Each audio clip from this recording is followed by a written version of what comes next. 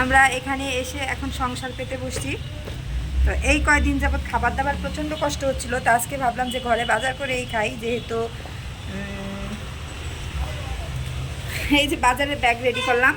এখন আমরা বাজার করতে যাব, চলো তোমাদের সাথেও শেয়ার করব।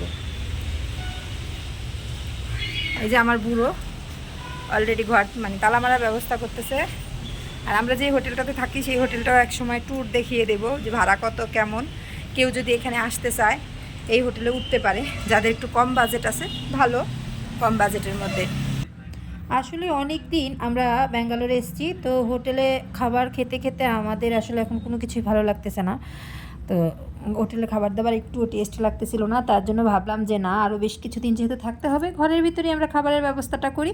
এর জন্য দুজনে মিলে বাজারে যাওয়ার প্রিপারেশন নিলাম। আর এই দেখেন আমাদের হোটেল থেকে সিঁড়িটা কিন্তু একদম সরু। আমরা কিন্তু মোটামুটি একদম মানে অল্প দামের একটা হোটেলে থাকি, এর জন্য পরিবেশটাও ওই রকমই। আর এই যে রাস্তাঘাট খুব সুন্দর, এখানকার আবহাওয়াও খুব সুন্দর। আর কাঠগুড়িতে যারা এসেছেন ট্রিটমেন্টের জন্য তারা অবশ্যই জানেন এখানকার সুবিধা এবং অসুবিধা সব কিছুই। তো আর কি, যেতে যেতে আমার বর বলছিল চা খাবে কি না, তো বললাম যে না, চা খাবো না, একবারে বাজার টাজার করে ঘরে যেয়ে আজকে রান্না করে কবজি ডুবিয়ে খাবো।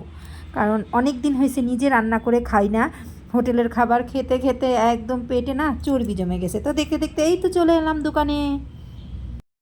মরিচের গুঁড়া, জিরার বলো, হলুদের গুঁড়া, মরিচ, জিরা,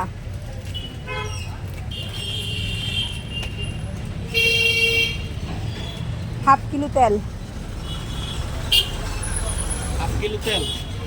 তো আর কি, দেখতে দেখতে গালামালের দোকানের সব কিছু কেনা শেষ হয়ে গেলো, চলে এলাম এবার মিষ্টির দোকানে। আমার না একটু কোল্ড ড্রিঙ্কস খেতে খুব ইচ্ছে করছিল, আর এত সুন্দর বাহারি রঙের মিষ্টি, তো ভাবলাম তোমাদের সাথে একটু শেয়ার করি। দেখো এখানকার মিষ্টির আইটেমগুলো। আর এই যে আমরা দুজনে মিলে দুটি 10 টাকা করে দুটা ফান্টা নিয়ে নিলাম, ফান্টা খেলাম। আর দেখতে দেখতে আমাদের বাজার করাও শেষ হয়ে গেল। নতুন সংসারের জিনিস, এতদিন হোটেলে খাইতে খাইতে বিরক্ত হয়ে গেছি। চাকু, এই যে পাতিলের সিস্টেম, এরকম পাতিল কেউ দেখছেন? দেখছো রুদ্রবাবা পাতিলগুলা? এগুলো সব ভিতরে করতে হবে। আচ্ছা এই গেল, চলো দেখি কি কি আনলাম বাজার সবাই। যেহেতু বটি টটি কিছু নাই, এই একটা জিনিস আনছি, এটা দিয়ে হচ্ছে যে একটুখানি কোনো রকম পেস্ট ছিল। আলু টালু, হাফ কিলো চিকেন আনছি, আলু পেস্টের আনছি, এই আর কি। আর এই যেগুলো তো মুদি সবাই দুশোলা আছে মানে এগুলো সব মশলা। এটা কি? গরম মশলা,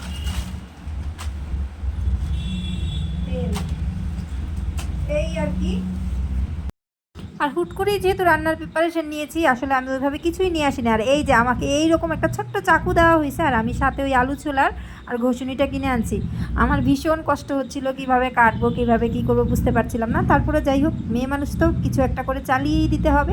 এই দেখো এখন আমি পেঁয়াজগুলা কাটছি, এগুলো ডাল, তারপরে আলু মাখা, একটু চিকেন কষা, এগুলোর জন্য করতেছি। আর চাকুটা একটু ধার নেই, তারপরেও যাই হোক, ভগবান যেভাবে যেই মেয়ে যা মিলাইছে সেভাবেই তো করতে হবে।